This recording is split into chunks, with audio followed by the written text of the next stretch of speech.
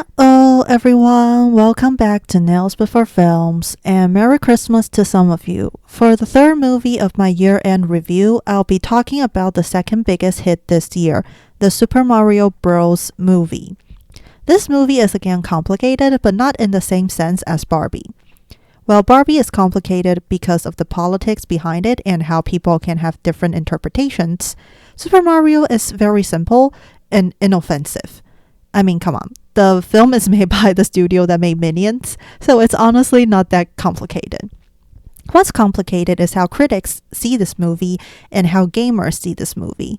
For people who aren't familiar with the games, the movie is just a dumb kids movie with bright colors, bland characters, and an overly simple plot. Basically, if you're not a fan of Minions and think it's the stupidest thing ever, then you probably won't like the Super Mario movie. However, for gamers, they finally get a video game adaptation that doesn't do its own thing and keeps the aesthetics of the games.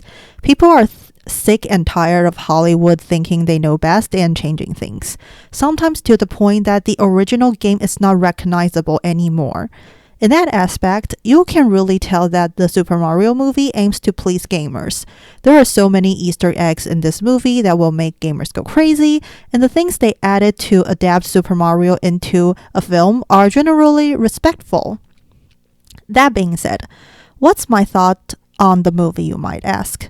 I'm somewhat in between. I'm not a gamer who played Super Mario extensively when I was a kid, so I don't get all the references. As such, the movie isn't that fun for me to watch. It's definitely not as bad as Minions, which is so dumb that I absolutely cannot stand. But Super Mario isn't great in my opinion either. In short, it's a more tolerable, colorful kids film. There are moments that I like, moments that made me laugh, but the movie as a whole is pretty mid.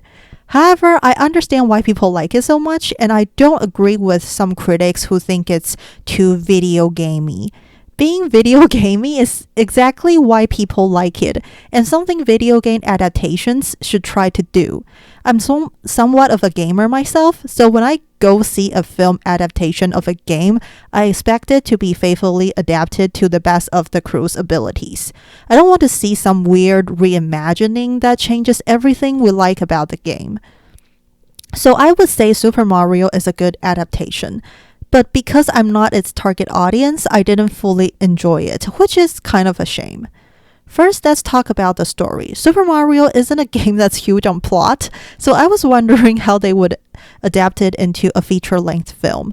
And what they come up with is fine. It's essentially just a vessel to show Nintendo stuff like Mushroom Kingdom, Donkey Kong, Mario Kart, the characters, scenes, and power-ups from the games. It's coherent, but of course not particularly brilliant or thought-provoking. It's your typical underdog story, someone who everyone looks down upon rises up to be the hero and saves the day. There are a few things they changed drastically, like Peach is no longer a helpless princess and Bowser is kind of cute. Let's talk about Peach first. I think the change is fine. I was worried they'd turn her into an unlikable girl boss who could do anything by herself and Mario would be pushed aside. I'm happy to say that they didn't do that. While Peach is strong and independent in this movie, she's nice and likable. She's kind of a mentor for Mario and encourages him. She doesn't take the movie away from Mario. It's still very much a Mario movie, and he's definitely the protagonist. Yes, she does things better than Mario, like she nailed the training course immediately when she was a kid, while Mario couldn't do it after a whole night. But she doesn't belittle him, and in the end, Mario is still the one who saves the day. Also, I can't help but notice that Peach's backstory is pretty much an isekai story. She got transported to a different world and became its leader. That is just so isekai. I even came up with a title for her light novel. I went through a tube when I was a baby. Now I ruled the Mushroom Kingdom as a princess. Doesn't that sound so isekai? I think they changed her character for the better and made her more relevant, but not too much that she overshadows Mario. They achieved a great balance and I like her a lot. Next, instead of a generic evil villain, Bowser actually has some personality and likability. I think it's really cute that he genuinely likes Peach. He doesn't just randomly adopt her for no reason. His Peach song is so funny and adorable. You can really tell just how much he loves Peach. And it made me go aww when I was watching the movie. Jack Black sounds like he had fun singing that song. Bowser is such a helpless romantic, and while it's most likely done to make the movie funny, I unironically think it makes him somewhat likable. However, he's definitely still the villain and evil enough. He threatens to wipe out an entire kingdom to force Peach to marry him, so while he's a bit endearing, he isn't misunderstood and you probably won't feel bad for him. I like the change. The parts with Bowser are really funny and he's probably my favorite character in the movie. As for Mario and Luigi, they're fine. Like I said, Mario is your typical underdog who suddenly has to rise up to the occasion. I love the brotherly love between Mario and Luigi. You can tell that Mario is a great big brother. While Luigi is cowardly and honestly a bit useless, they didn't overdo it and make him annoying. I would like to see more of Luigi. He doesn't get to do anything for most of the movie, which is a shame. However, I do like the ending of both him and Mario defeating Bowser with the Superstar. The ending really puts the bros in the Super Mario Bros. Movie. I'm a sucker for sibling love, so I really like how they did Mario and Luigi's relationship.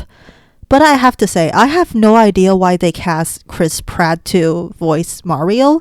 His voice doesn't fit him that well, and while it doesn't take me out of the movie, it is a bit awkward at times. Anyway, there's not much to say about the story. I think it's interesting. They added Brooklyn to the plot and doubled down on the isekai. It's fun to see the contrast between Brooklyn and Mushroom Kingdom, and I'm glad the final battle took place in Brooklyn. Overall, there's nothing to be upset about the Super Mario Bros. Movie. At worst, it's just a bit boring, but there's nothing particularly bad about it. Like I said, this movie is primarily for gamers and children, so if you don't fall into these two categories, it's completely normal that you don't like the film and you probably won't understand what the fuss is all about. I personally thought it was okay, but I didn't watch it in theaters and probably would never rewatch it. However, I think it's a good adaptation and sets a good example for video game movies. I would love to see more video game movies like this where they really care about the original games. It's a bit pandering, but there's nothing wrong with producing something that people will actually like. Sometimes there really is no need to reimagine things. Anyway, hope you guys like my Mario and Peach nails. As always, like, subscribe, comment, share, do what you want. Keep nailing it and let's go, people.